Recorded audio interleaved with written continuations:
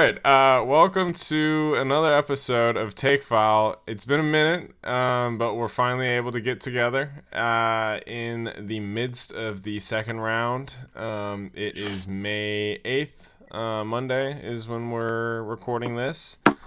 But there's a lot to get to. All the awards have been announced since we last talked. Any surprises there? I guess we'll start there. Embiid winning the MVP. I mean, seemed like the writing was on the wall a little bit back half the season. It always is just who's hotter in the moment when the votes come out, you know. And I don't have an issue with it. I think it's fine. It's fair.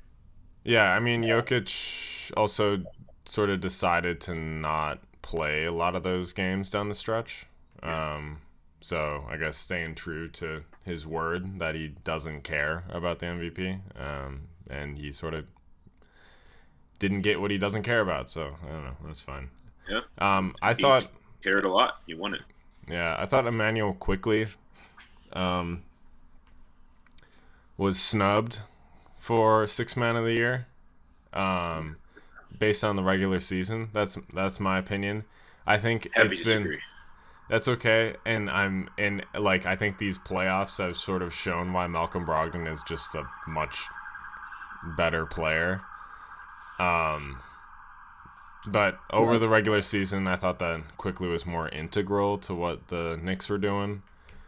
Maybe. And then Brogdon was an auxiliary piece that yeah, kept at that their point, level though, high. you're just kind of taking away from Brogdon because he's on a good team, though. You know, that has a real offense. Yeah, but I think that's part of it, no? In the awards, Jokic, the reason Jokic got it last year was because his team was shit, and he was able to carry them to a 6 seed. I think that's an oversimplification. Yeah, I think that's a little bit. Yeah.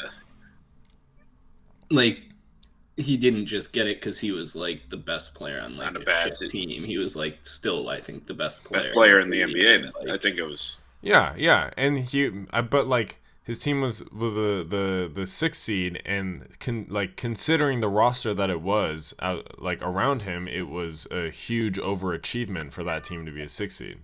Yeah, and I get what you got it. Okay, I get what you mean, Sam. But if you put you put Quickly into the Boston system, does he perform as well as Brogdon does? No, I think, yeah. Right. So if you put Jokic into a system last year, right? The way he was playing last year into any other system, I think he performs just as well. Why are we comparing Emmanuel Quickly and Jokic? Well, because you said it was the same thing with Jokic's MVP. You're saying it was based off the situation he was in. Yeah, I think there's a situational aspect to awards, and it's a holistic thing. I don't know what goes in the minds of the highly intelligent media member voters like Kendrick Perkins, but that's how it give us out. A vote, dude. Give me a vote. Yeah, give me the vote. Hey, let me decide. We talk about the whole pregame Joel Embiid MVP ceremony. Just do you have an issue with it? I didn't see it. It's just what are you talking about? Did you see it? He was freaking out. He was happy. It was the happiest moment of his life, probably up to that. Oh, you're talking about the video where he they're all. Alright, it was Katie's not corny. You're the real MVP, Ma. That wasn't corny. That was beautiful. Oh my god, corny. He's crying with his son, but it's corny then, dude. Yeah, this was corny. Embiid, yeah, I mean, something about Embiid getting the MVP is just sort of funnier, I think, because he just bitched and moaned about it so much. Yeah, you wanted it. Damn. Okay. Look, it's here, man. Yeah. Whatever. Here you go, big moment for Embiid. Y'all are hating so heavy right now. This is crazy. Y'all are being such haters. Man had a nice moment with his son after winning the MVP, and y'all are out. Whatever. Let me ask you this, Mike. Let me ask you this. What? This playoffs, who has been the better player? I mean, Jokic just dropped 53, so it's hard to say Jokic. I mean, Embiid has not been the best player on his team. All right, that's been PJ Tucker, and that's not even close. But we'll get to that later. All right, but again, I think that goes into Embiid strained his body to win the MVP this year. I think he gave all he had throughout the regular season to win the MVP, and I think and that's what I was saying earlier. Training his body regardless of what he does. Like he's just always lumbering, getting hurt. Like he could be the worst player in the league. He'd just look injured. All he cares about this year was the MVP award. I think that's what he went all in on, is to win the MVP. Yeah, that's kind of a corny move. Hey, man, I don't have a problem with Embiid winning the MVP. Okay, I just think that Jokic is a better player. A bit much. Okay, transitioning. Who won yesterday? Who lost? Transition. I mean, hey, man, Marcus Smart 3-pointer away, whatever.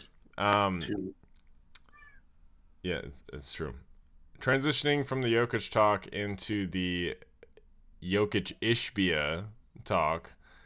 So, a little scuffle on the corner there during the Suns game. Ishbia gets the ball. Jokic comes over, wants to get the fast break going. Ishbia doesn't give the ball up. And then Jokic sort of gives him a little elbow. Ishbia sort of embellishes the elbow, sits down. Yeah. Jokic gets a tech. Another fan who like sort of retaliated and give Jokic a little shove got ejected. And then we learned today that he was fined $25K, I think. Yeah, that, and so he's not getting suspended. Let me find the. Yeah, no game 5 suspension. He'll be fined $25K. Okay, so I have no problem with any of it except for the tech giving out. I think first off, I don't know why he really wanted the ball that bad. It's not soccer. He couldn't just grab it and go. Like, they were going to wait till everyone got back on the court anyways. Like, it wasn't just going to give it to the ref. Yeah, there wasn't, like, no real rush for him to go get the ball. Like, the clock was stopped. I think it was more like I think it was a frustration thing out of Jokic to try to, like, rip the ball out of the Suns fan hand. But I think Suns Mike fan. Malone, but that is he not a fan of the team? You don't think he's a fan? Like Michael Malone said today, he didn't give a shit who he was. He was some guy in the stadium who had the ball and Jokic trying to get it. Like, I don't Michael Malone, man. Whatever. Continue. Like, I don't really have an issue with kind of either side of it. I think, like, it's just like high emotion situation, and that's kind of what it came to. Can I say something though? That if a Suns player did this in Denver, 2nd degree assault. 2nd degree assault. Maybe with a deadly weapon that is the basketball. They'd be mad sensitive over there. Like, he hit her chair, sir. Yeah, dude. He used the chair as a weapon. Yeah, dude. Attempted murder, God. Maybe. Yeah, what was the... Yeah, I don't know. Or in Golden State, for that matter. You know, what'd they say? Like, Sabonis uses the basketball as a weapon. Yeah. So, okay. You gotta check these here. I'm glad he wasn't suspended. I thought he was going to be suspended. I thought that was going to be a very easy suspension for them. I can't wait to see what Draymond has to say about this. Oh, my God. He's going to be furious. There's no, like, oh, if that was me, I would have gotten banned for life. Yeah, and you would have deserved it. And I would have signed off on that immediately. Yeah, I mean, I think the fine is fair. I think not suspending him is also fair. I was really hoping they wouldn't suspend him because I just, like, you want to see the players play.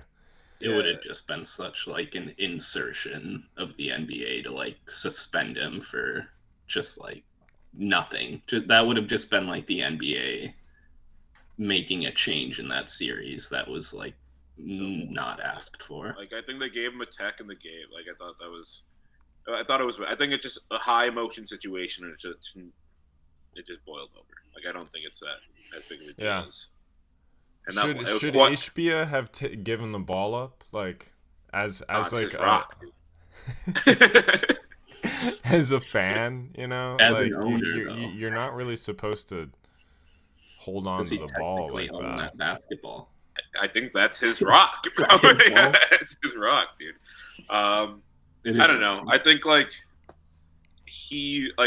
been learning a lot about Ishbia as of recent. Him being a member of Tom Izzo's natty Michigan State team. Would Tom Izzo give up that ball? No. No shot. They said Ishbia in college. He's just a little grinder. Yeah, he's a grindy guy, dude. I think in his head he was part of that moment. He wasn't just gonna. Did you see the clip of Ishbia going after Dan Gilbert? Yeah, that was really timed. Yeah. I was gonna say. Wait, what happened? Dan Gilbert's son just died. Oh. Yeah, he's 26. Yes. Genetic condition. And it was crazy because I saw the. You remember when his kid was? He was like, always at the table. Yeah, and you'd always get like the number one pick. He was there every year, dude. Over the Timberwolves. The Derek Williams Kyrie draft. Yeah.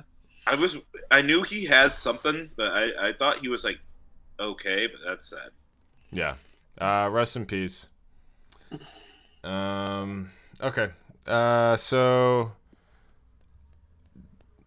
Bucks lose in 5 to the Heat. I think it's pretty. They were sort of the consensus. The Milwaukee Bucks were the consensus sort of favorite, I think, going into the postseason. Obviously, Giannis missed 2 games, one of which they won. But then he came back and they lost. And they lost the series. And Butler dropped. It's been a little bit of time now, so I can't remember exactly what the numbers were, but obscenely high amounts of points, and which led to a post-game presser where Giannis was sort of questioning some of the coaching decisions. Well, he said, I guess, like, I leave that up to the coaches, about how to defend Butler. And then there's a lot of like criticism around final play. Budenholzer. Yeah, there's Butler hit that push-off shot with 0.5 remaining, and then Budenholzer had a timeout. They didn't use it. Went to overtime, and then the entire series ended in a Grayson Allen, Euro step as the clock ran out. So Budenholzer's gone. Another more tragedy, quickly, is his brother passed away from a car crash. So it's got to be a tough time for the Budenholzer during the family. Series, yeah. But start this off. I think it's a terrible move from the Bucks. I think this was a terrible decision to I think he's a top 4 coach in the league behind Kerr, Spoelstra probably, and obviously Mike Brown. But right after those 3, and the situation the Bucks were in, everyone knows they're top heavy. They lose they lose a piece, and that's going to be hard to fill. You lose the biggest piece, that's going to be super hard to fill. And even when Giannis came back, he's still kind of hurt. He wasn't his best version of himself. Yeah, I wouldn't call it a full Giannis series. No, obviously he missed 2 games, but he was that wasn't even close to. Yeah. And then you have Jimmy Butler playing the best basketball of his fucking life, probably since that game behind closed doors in Minnesota. No, yeah, not the finals run. Genius. That's good call. Good call. All right. Good call. I don't think you could. I think that was. You want to say something, or can I speak? No, I was saying good call. Okay. Made it to the finals. He might make it to the finals again. All right. Yeah. I don't think this is a situation in which you should hold it against anyone specifically in Milwaukee. I think this is just one of those you wash up to be like, this is just a bad scenario, and we just got kind of unfortunate with timing and across the board. I don't think there was anyone really to blame in Milwaukee for this. You look like you disagree tremendously, Sam. I do. Yeah. What are your thoughts? All right. Okay. Well, all right. I think Budenholzer did it, right? Like they won the title, you know, like, and it's proven, his system has proven to have worked, okay? And like they've been successful implementing, like, you know, they've had really high success with their defensive schemes during the regular season, and they have like a great track record in that way. I think that where he is not good as a coach are game to game and in game adjustments. And like this isn't anything new, you know? But like it's pretty glaring, you know? Like Jimmy Butler is dropping 40, 50 on Drew Holiday's head and telling him about it while they're down with 3 minutes remaining. Like, and to continue to play drop coverage on Jimmy Butler, to not run anything else and like leave him out on an island, I think is inexcusable. I think that like there were moments that just like, sure, you know, playing a player like Jimmy Butler against their scheme where they sort of have Brook Lopez dropping back in the pick and roll, and like a really effective player like Jimmy Butler is going to exploit that. So it's like inherently like a bad matchup for the Bucks. But I don't think that like just because your go-to thing is exposed, it doesn't mean you like you have to move away from it. You know, you have to try new things. And I think that's why they lost this series. And I think like at the end of the day, sure, they could run it back, but I think that like Giannis would benefit from a different coach that is going to put him in different situations. Like I also remember PJ Tucker, you know, a few years ago, like getting absolutely toasted by Kevin Durant, and this was the year that Giannis won the MVP. And it was like, or I mean the DPOY. I mean, and it was like, what? Like, am I missing something here? You know, like why isn't Giannis? This was their title run. And it was like, why isn't Giannis on Kevin Durant? Like, what am I missing here? And like they don't move away from stuff. And I think Bud is a player. Bud is a player coach. His players love him, right? He trusted his guys. Like PJ Tucker, that's his job, is to shut down like best offense. Like that's still his job in Philly. Drew Holiday was like this top 3 defensive guard like over the past few years. His job was to play defense against Jimmy Butler. I also think it unhealthy Giannis. I don't know if that's necessarily the better situation for you. What are we thinking? What this like has to either be coming from or like heavily approved by Giannis too. Because if Giannis didn't want this would be like an insane. Like you don't just fire him. Yeah, I guess without either consulting Giannis or like receiving something from him. He did the same thing with Jason Kidd though, and Giannis was furious. I suppose. I don't know if the ownership in the front office of the Bucks really. I mean, that's insane. Then, if that's the case, Jason Kidd's a bad coach. Jason, yeah, it's also like, what are we doing? Who are you gonna find that's a better coach than him on the market right now? Like, what are your alternatives to a guy who's had like 3 1 seeds, 1 title?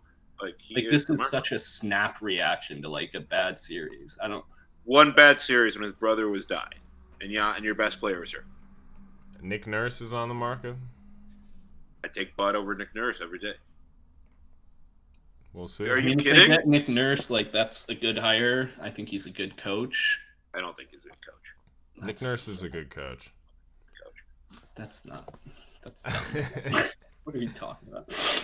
Nick Nurse is a good coach. I mean, obviously, he would want to go there probably more than anywhere else in the NBA. Would you rather have Bud or Chris Finch? Like, if you are just like a franchise saying you're not the Wolves, would you rather have Bud or Chris Finch?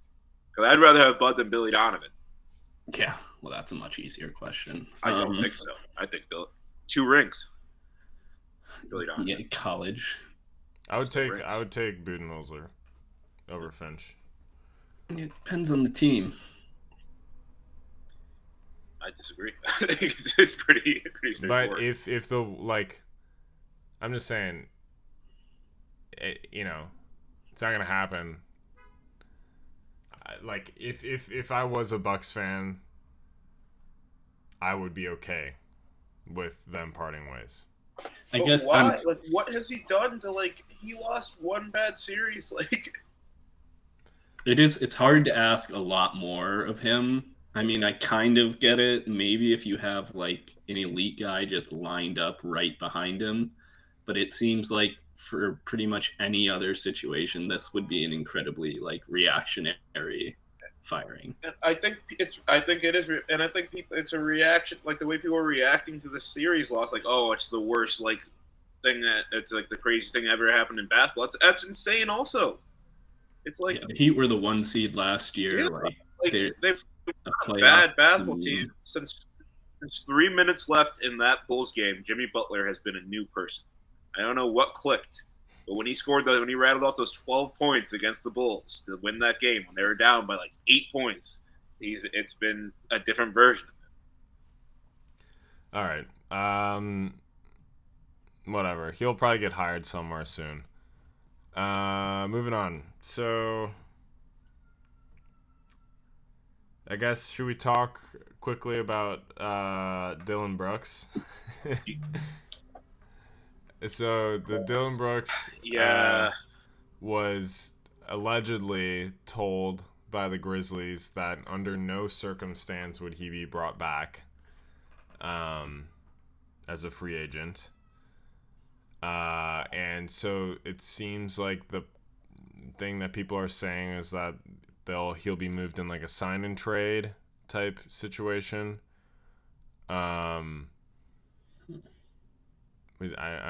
maybe that's due to his UFA or RFA status.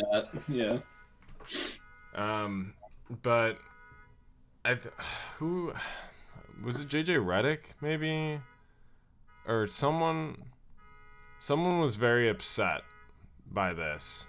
I think it was Redick. It was Redick on first thing. Yeah, saying like that there's no way that like this was the way that was communicated and things don't happen like this, and that like that Shams is just doing it for clicks essentially. I think that's the wording that got back to Shams from the Grizzlies. I don't think he just put that out for clicks. I think that's what the Grizzlies said, and then they're trying to backtrack a little bit and cover their ass. Yeah. Because that is a crazy thing to come out and say, and just very unnecessary thing to come out and say. And I think that's a really weak kind of sign for them as a franchise. Because if I'm like a free agent, why would I want to go to a place that just kind of dogs you if it doesn't work out? You know, and also like pretends to love everything that you're doing and everything about you the entire season and playoffs until enabled him. Yeah, Taylor Jenkins enabled him, man. Like Taylor did, Ja did, and now you see Ja talking shit on Instagram, and it's all switched up. Like things switch really quick when it doesn't go great. You know, you're not so fine in the West. Yeah, but like, I picked the Grizzlies in that series, just because I like. You know, I don't know. The Lakers to me were just sort of inconsistent. There were a lot of times where they looked really good. And then there were other times where they would just have really bad losses. Like even that play-in game against the Wolves, they looked awful. You know? Wolves could have easily, probably should have easily. Yeah, like Wolves could have easily won that game. But like both teams were pretty awful.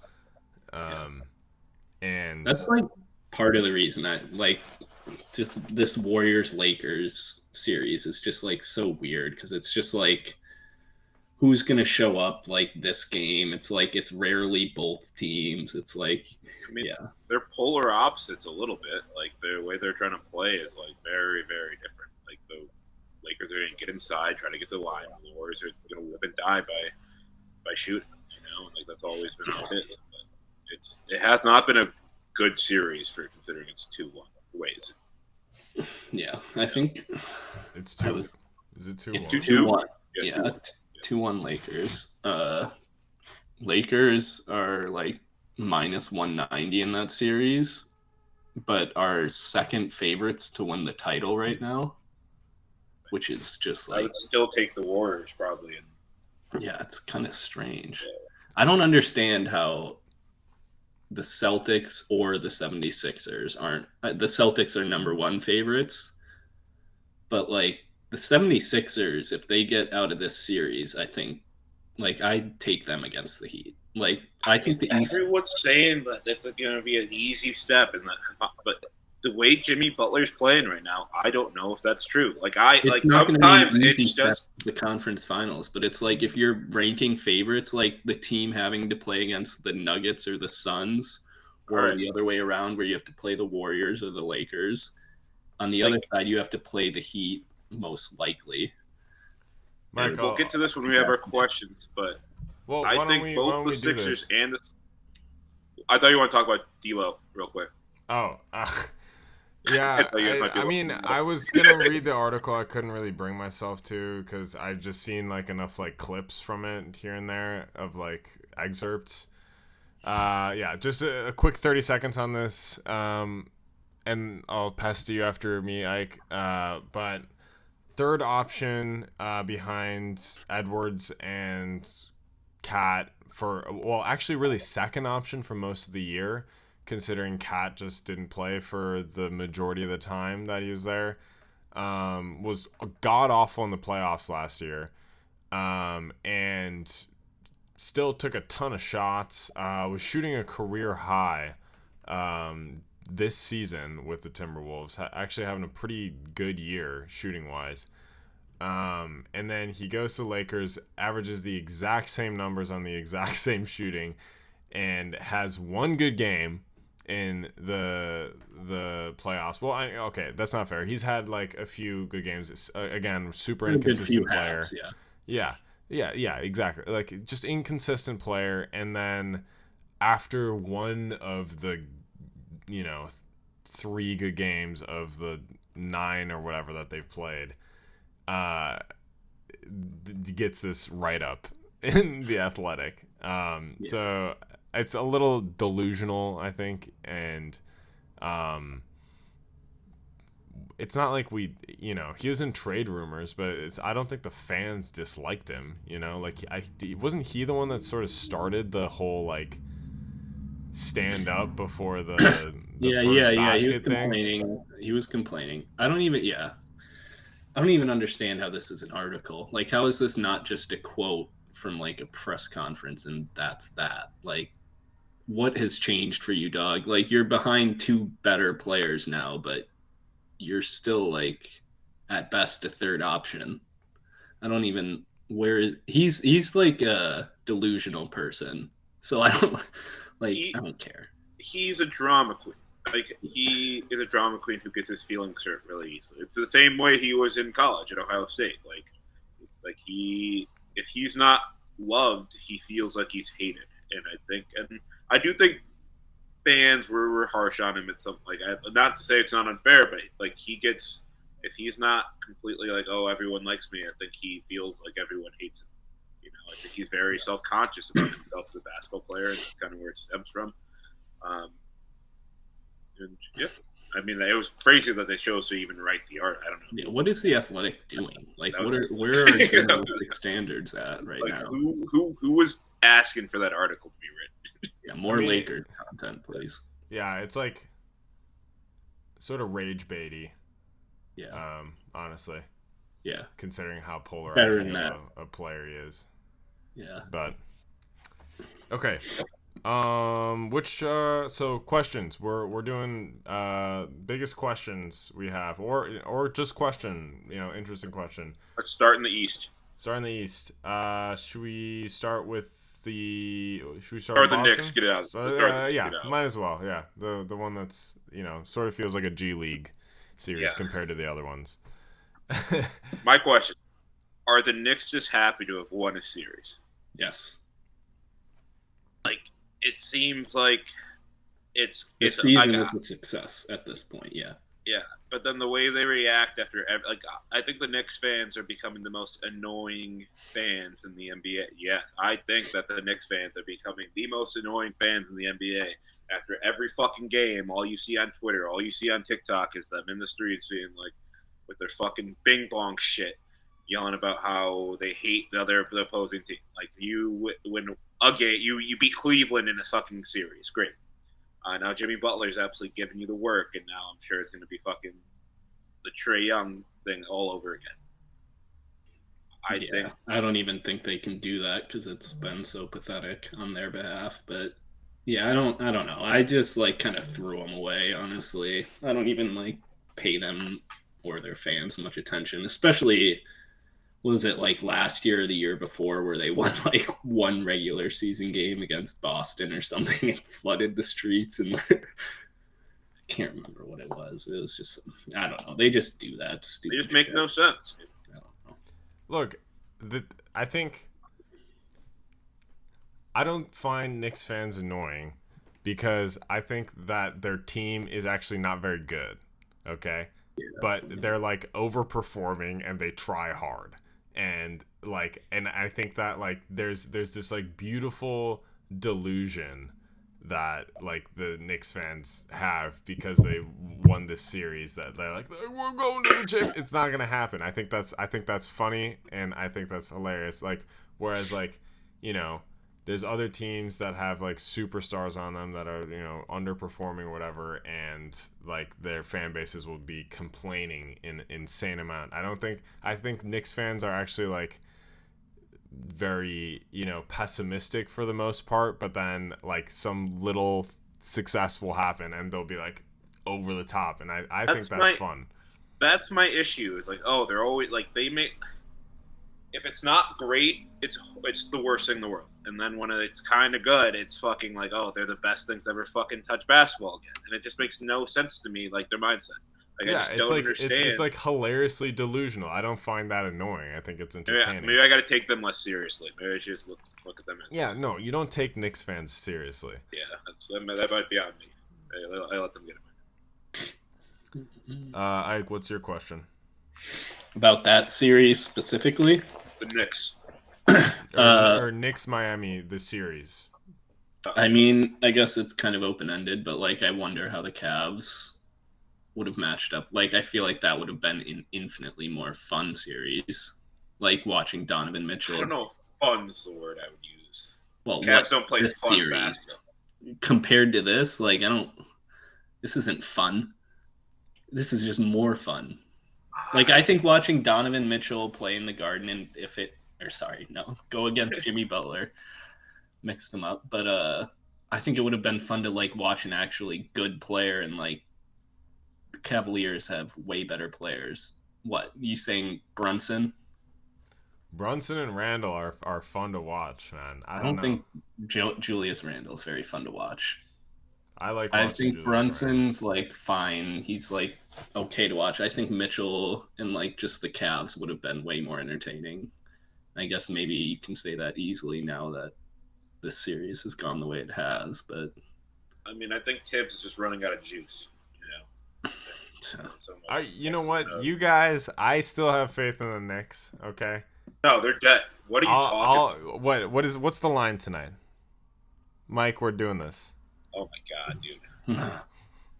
God, like the what? Knicks are plus 215 to get -4. Series. All right, I will take you for whatever however many U's you want. -4.5. We're 4.5. Half of you. We're doing it. The Heat are minus. Yes, the Heat are -4.5.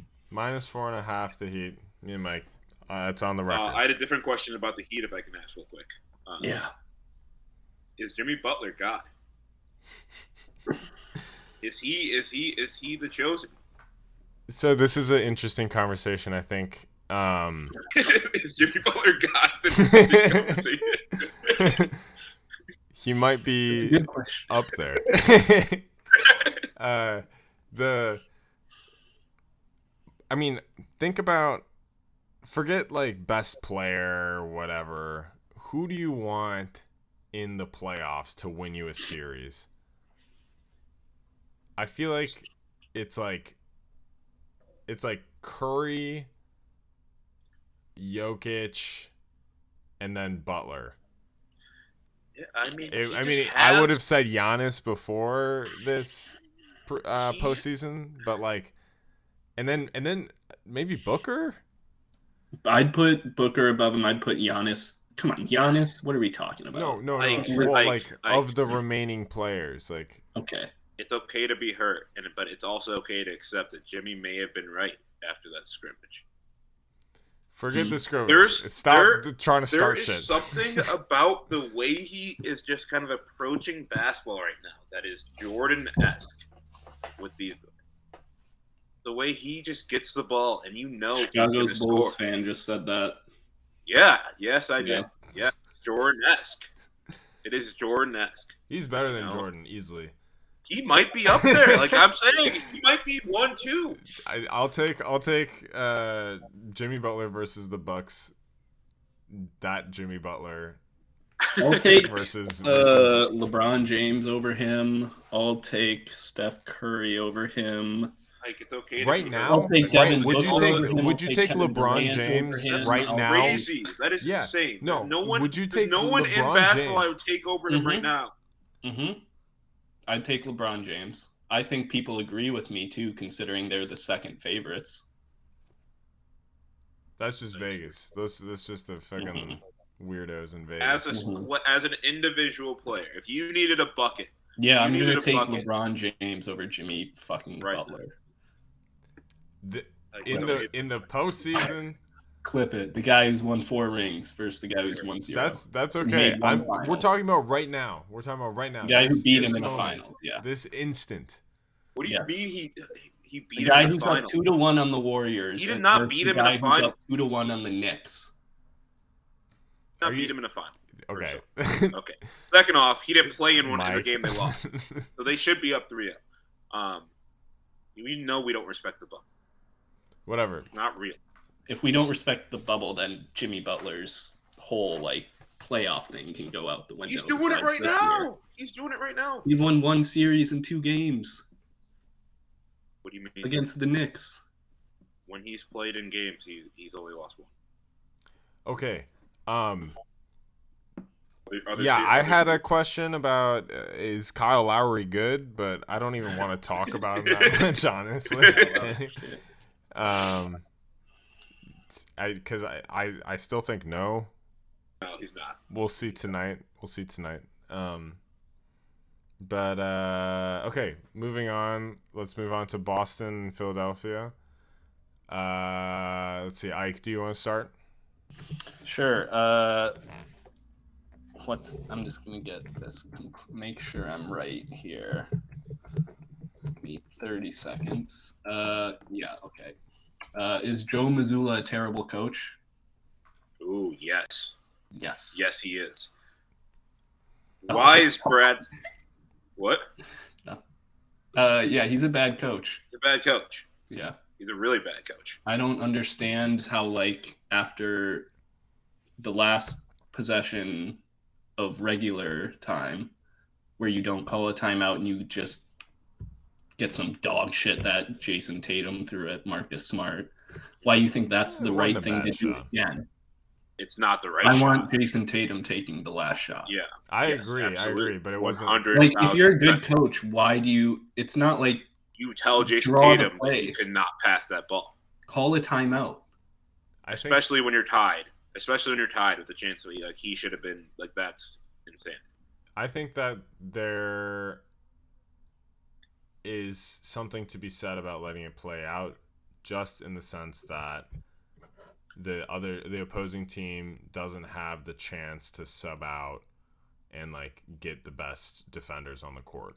I didn't think that was like this though, because like they were just kind of running the same five they were running all game. I don't really see I who don't know they would have who they brought would have on. subbed. They weren't going to They bring would have anyone else taken up. out James Harden. They would have put it back. Brought on put like in Melton. Jalen McDaniels probably.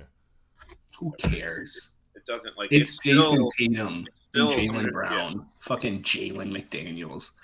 And going back to Ike's question, if you gave Brad Stevens this roster, if you let Brad Stevens just coach this team, you're telling me that they don't beat everyone in 4 games.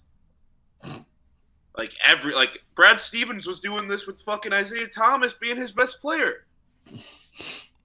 And now they're struggling with Philly.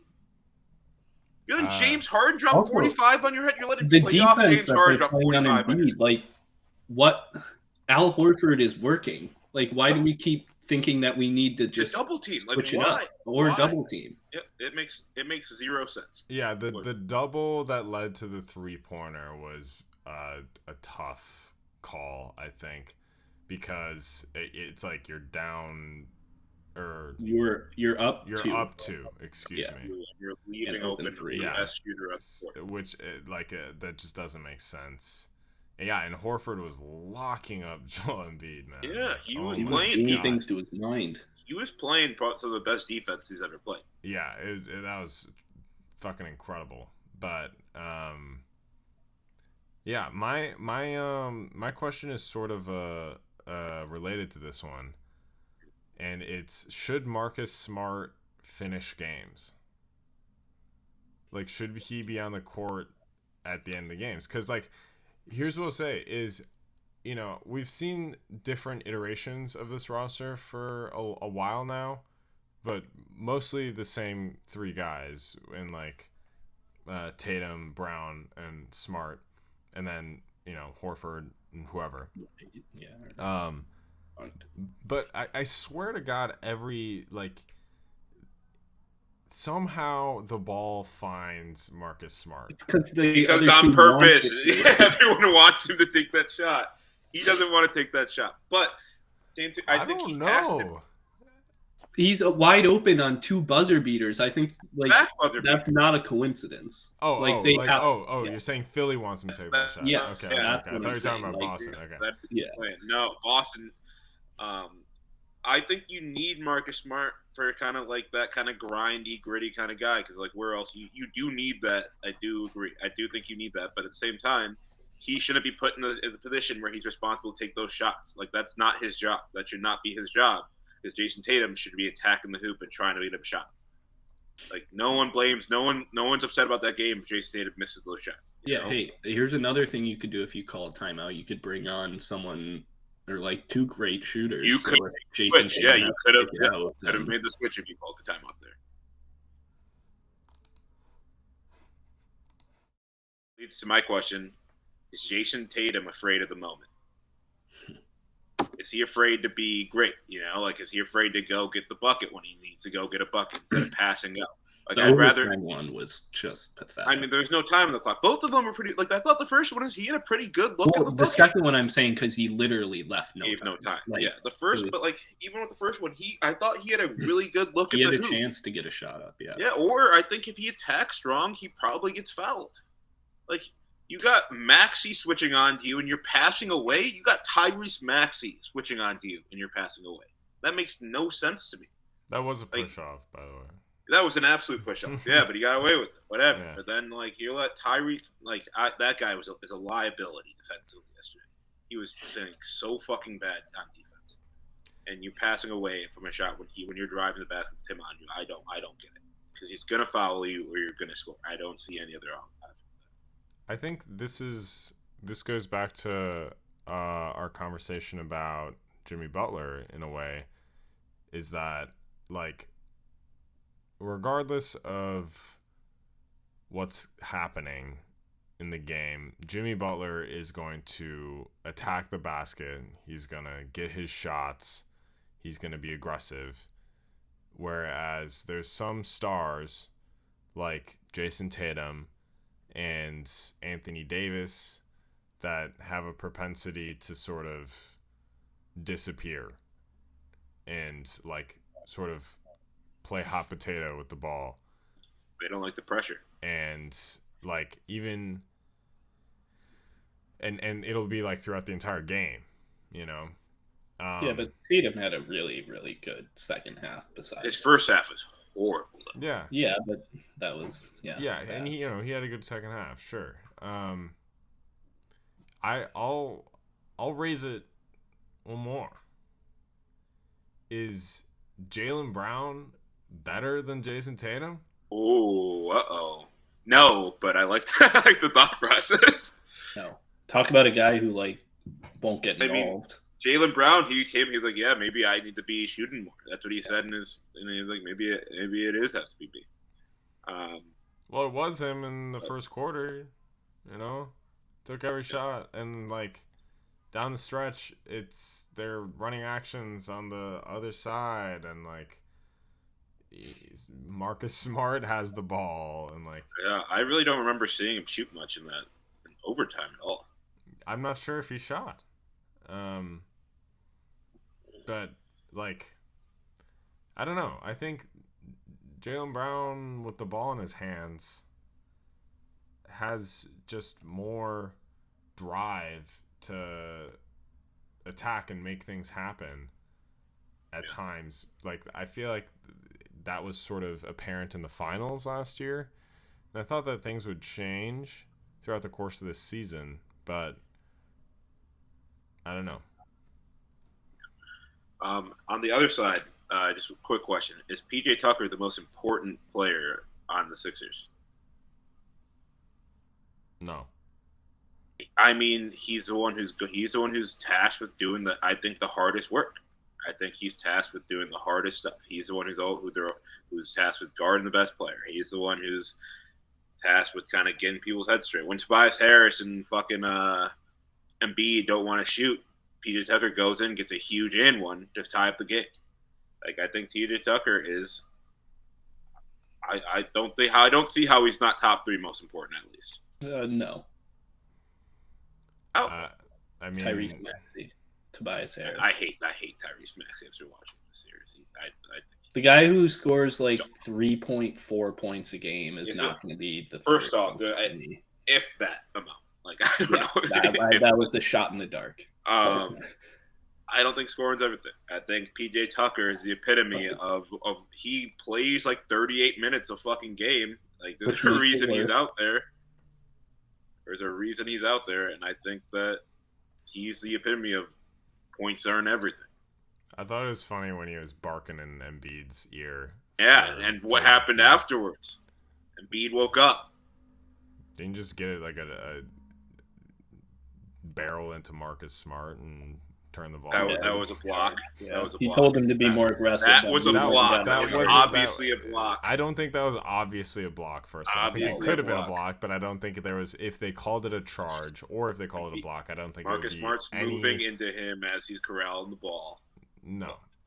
I think it could have gone either way, and whatever call that they called was going to stand because there's not enough evidence to overturn it.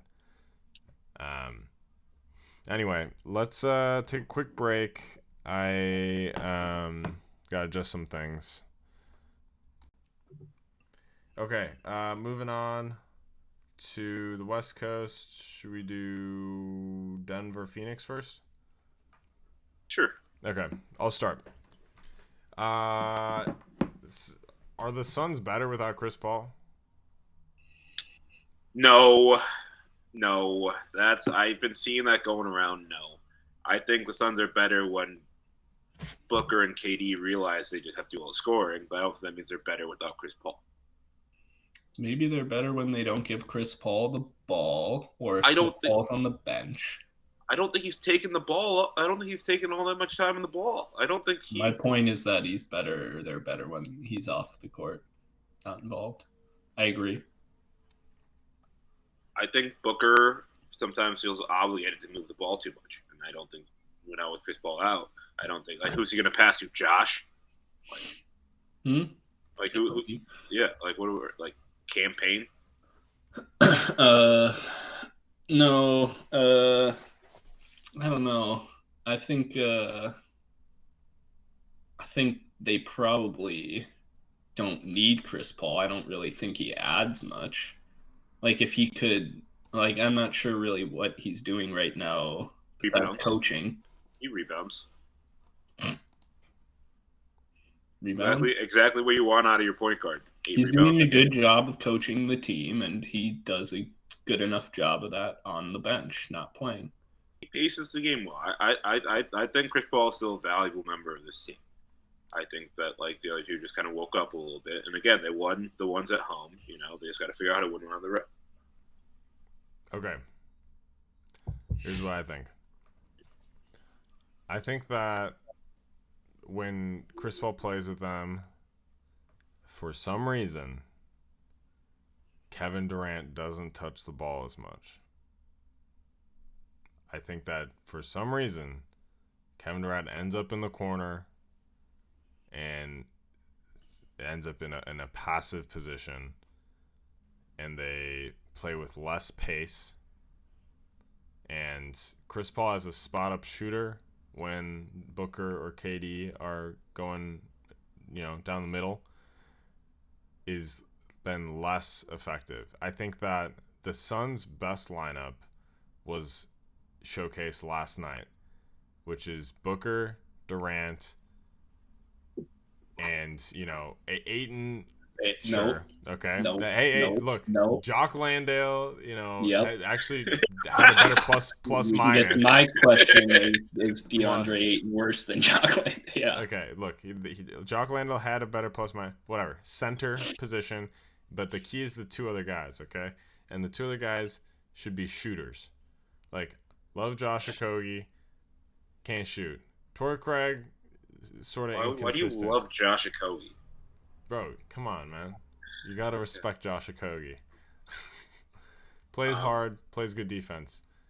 Not a shooter. And so, like, when you put Booker and Durant in these creating, playmaking positions, it means that when things get overloaded, they can kick it out.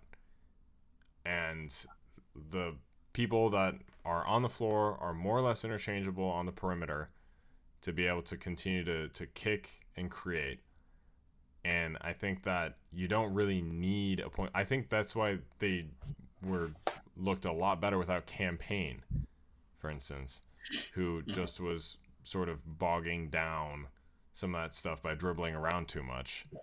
And like, you don't need you don't want Campaign to be running a pick and roll in the middle of the fourth quarter. Like, regardless of if he kicks it out or not, like, Campaign should not be a facilitator or really anything, because Booker and KD both have that capability anyway. I don't think that team needs a point guard. That's my piece. Yeah. I hear the pace argument a lot, and what I've been seeing on like Twitter and TikTok is like people like, oh, like the pace is so down, like they don't play with pace, like it's so slow. Just because you're slow does not mean you play with pace. Pace is just like the speed of what you're doing as long as it's consistent. I don't think there's an issue with the Suns playing a slower kind of form of basketball and not trying to push it up the court and kind of get fast breaks. I think that's kind of where they're at their best. Like, with the people they have, like, playing a half-court set might be their best kind of game. I think Chris Paul is still kind of invaluable in the half-court set offense. I think he's a great passer. I think he can still find people. What? I think Chris Paul and DeAndre Ayton are cancer. So you think it's just? I told Sam yesterday it's Booker and KD. You live and die by those two, but I think it's still good to have. I think it's still nice to have a shoot. I think it's still nice to have a center who can kind of bang down low a little bit, kind of have some back to the basket game. And I think it's good to have one of the greatest facilitating point guards of all time on your team.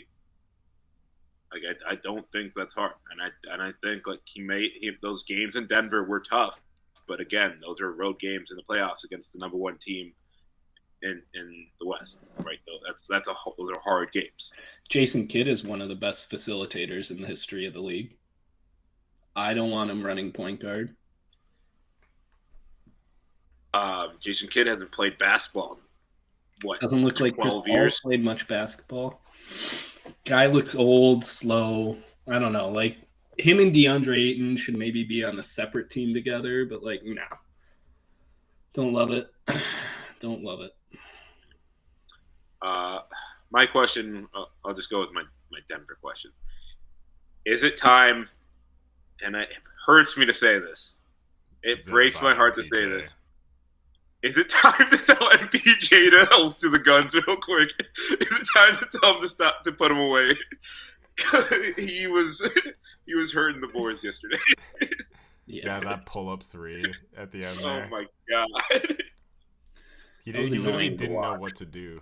No. Yeah, what he did to the Timberwolves. Like, he just has no, like, the ball's in his hand. The minute it touches his hands, it's going. It's, you're not getting it back. It's going up. Oh yeah. Like, it's just, I love the vibe, but in a playoff series when you have way better players around you, maybe that's not who you need having the ball in his hands ever. He's like a Rockets player that was put on the team. Nuggets. Yeah.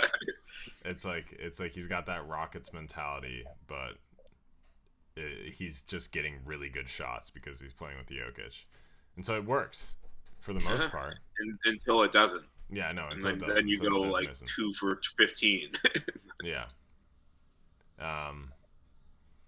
But maybe I don't know. I don't know at this point if it's worth being like, hey, bud, like maybe you don't have to shoot every time you touch the ball. Like, I don't, it's not like what is he gonna find someone? Like, no, can't pass. Can't pass. Yeah.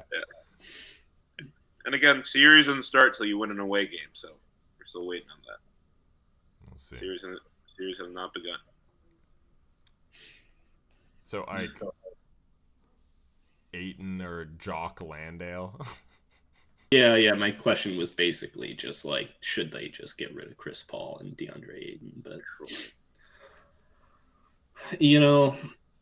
I just hate watching DeAndre Ayton play, especially because like when they have 2 players who are really fun to watch, and then you see him fumbling and bumbling down there for 5 seconds of possession and just wasting time. It's just like, what are we? I think that's fun. I think we've lost the essence of a good old school back to the basket kind of little post move. He's not coordinated. Like, he's just, I just hate it.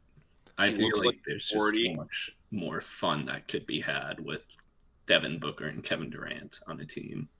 I think he might have some moves, but I feel like there's a propensity for him to take these weird mid-range jump shots and floaters that people like you were trying to put him into a box. It's kind of like he is kind of like an old school guy, but he's kind of trying not to be, but he's not doing a good job of that. Because no one accepts who he is. We just got to allow him to be him. The 4th best player on a team, and he can't like just disrupt everyone else. 4th best? That's who's better than him other than the 2? I wanted to say, go ahead. Sorry. Devin Booker and Kevin Durant on the team, and you're saying throw it down low to DeAndre Ayton? Sometimes it's nice to mix it up a little bit. Sometimes you can't always have your best 2 players. Everyone's playing, it's only those 2. Like, these 2 can't carry you. Have you watched the last 2 games? You just said that.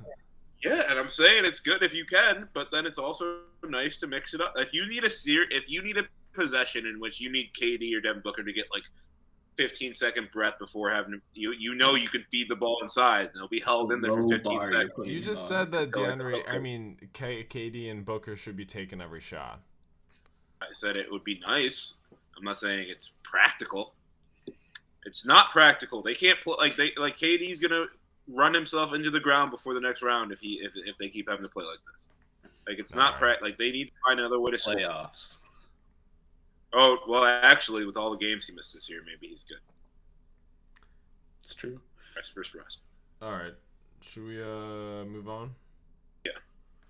All right, so we're going to do Golden State versus the Lakers, and then we'll wrap it up. Ike, you want to start?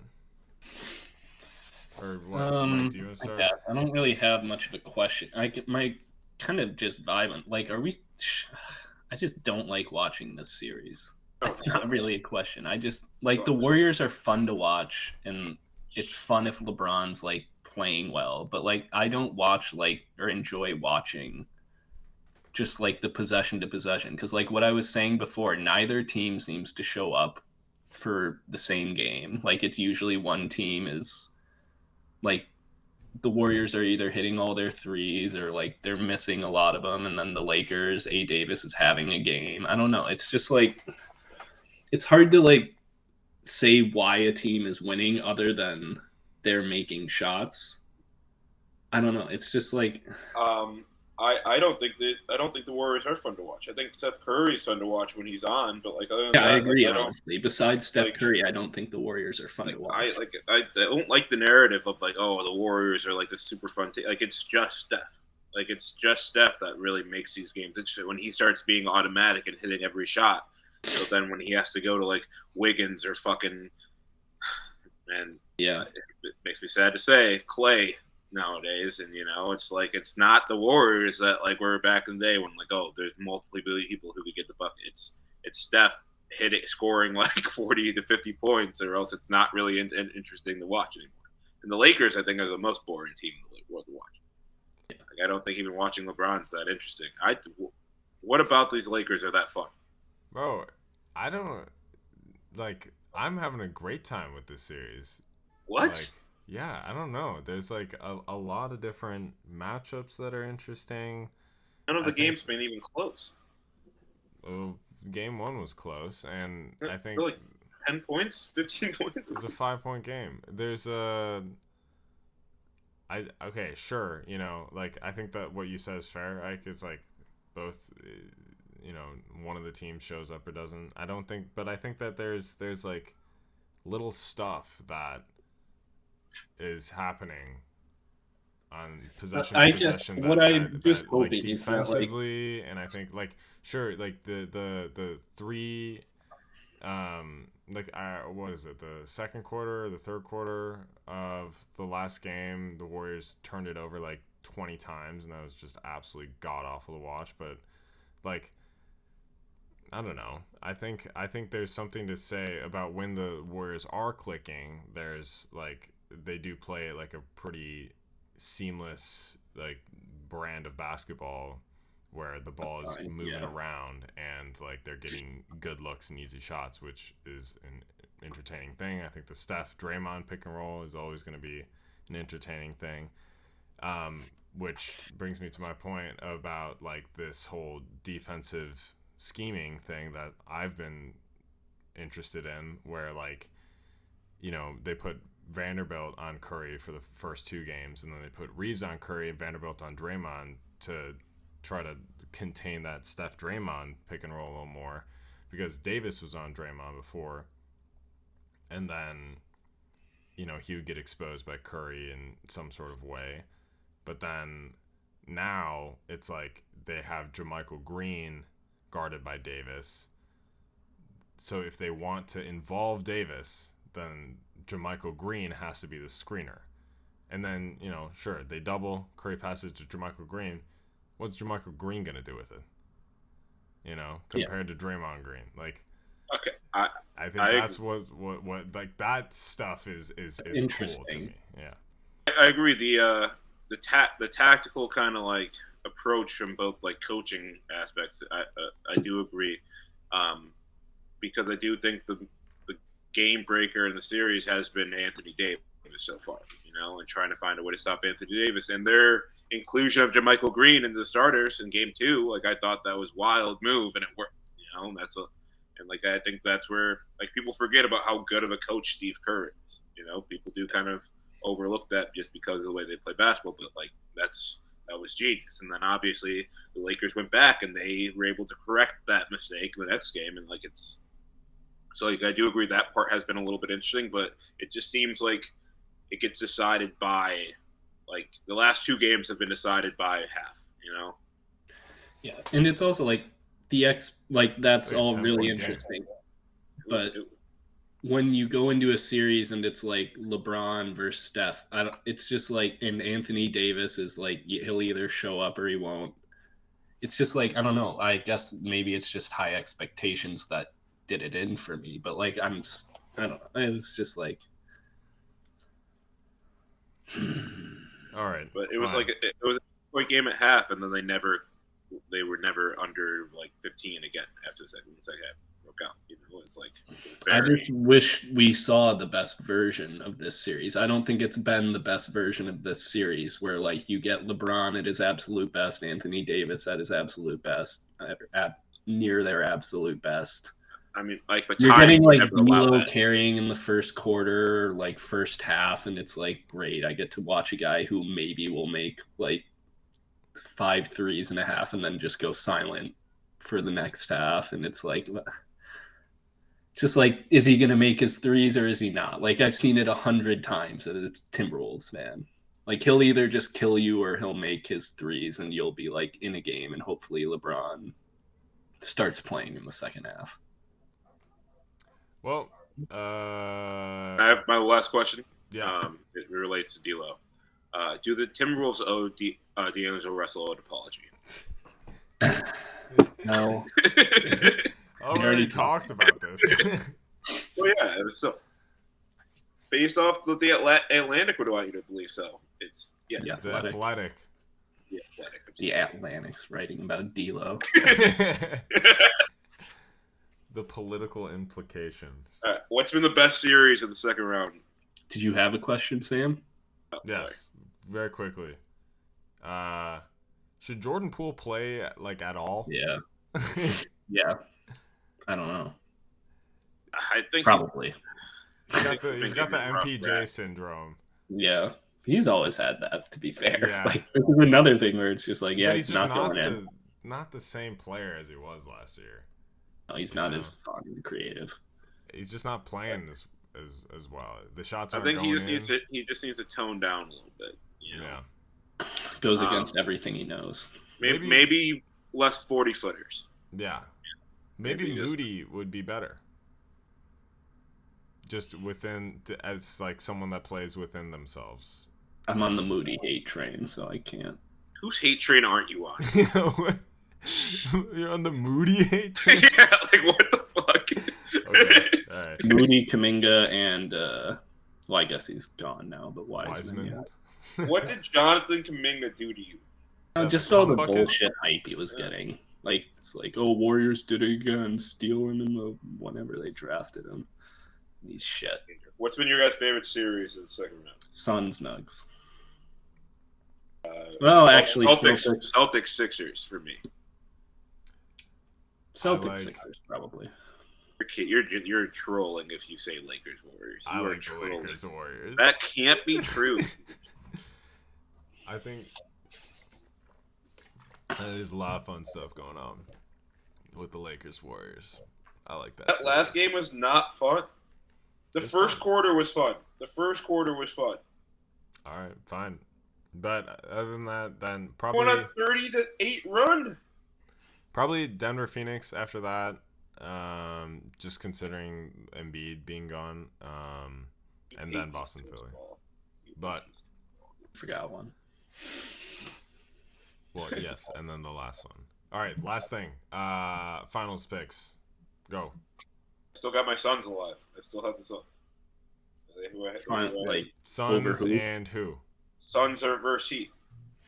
Suns Heat. Okay. Jimmy Butler loses another tough heartbreaker. Oh, Suns win. Okay. In 6. Suns in 6. Suns in 6. Ike. Celtics, Suns. Celtics beat the Suns in